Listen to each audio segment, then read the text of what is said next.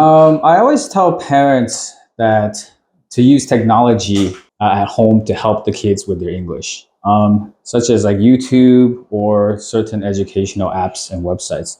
Because from these channels, kids can learn more natural native English language.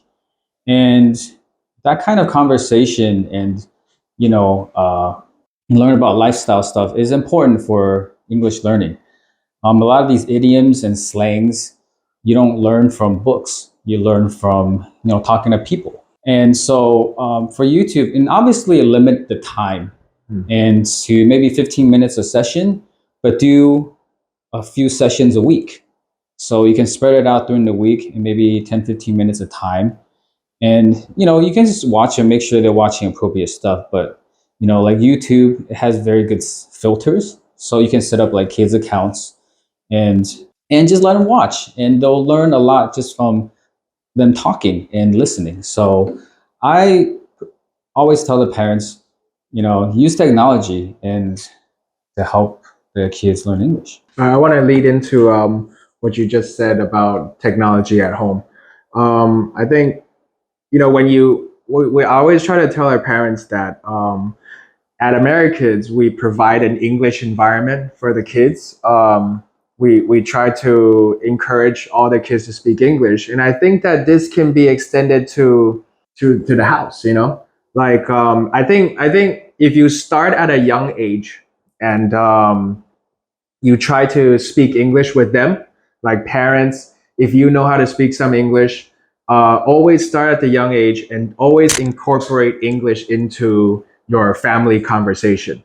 In the beginning, if you feel that they're not able to understand a lot yet, right? You can always start simple, right? Go to sleep, brush your teeth, just simple commands. Because I think that once you start doing that, the kids will get used to it. Because, that's just me personally growing up in America, right?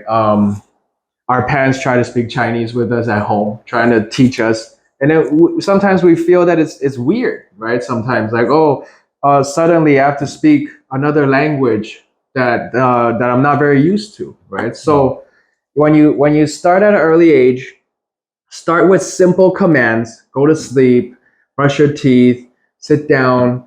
They get used to it, and then as they grow older and as they learn more English, they're able to, you can move on to shorter sentences, longer sentences.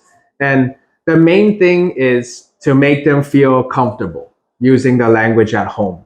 And that goes hand in hand with parents using English with them. And also, like what teacher Joe said, let them watch or listen to English shows, English music, and just kind of incorporate English language into the family environment. Yeah. Also, it doesn't have to be YouTube based, and there's podcasts that you can just listen to. Some parents don't like the screen time, which is fine, but playing something, it doesn't have to be always music. There are many podcasts that are tailored towards children that it's they kind of like act out the drama thing. So story based. So there's a lot of ways you can use technology to improve English. Absolutely, that's what I use at home too. Yeah, me too. That's what we use at home too. Yeah. Just let them watch some English shows, talk to them, and just be natural about it, and it'll eventually build up. Yeah, it takes time. It's not something they can watch one time or two times. It takes a long time, but before you know it, they'll start repeating what they say. And then you'll realize, hey, how did they learn these words in these sentences, phrases? And it's from these things they watch and hear. Right. And then there's two more things that I want to stress. One thing is consistency. The other thing is persistence. So consistency meaning you just have to keep doing it.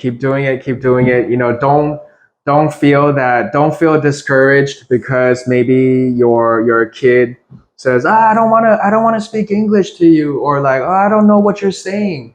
Don't be discouraged with that.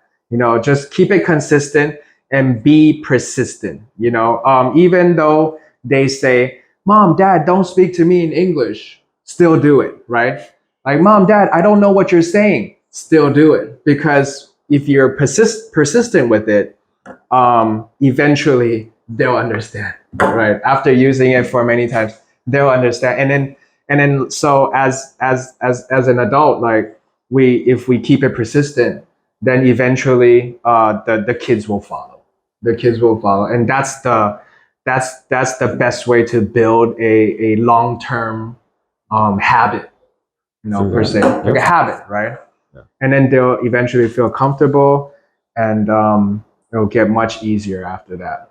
So we must be persistent with it, and don't be discouraged. Yeah.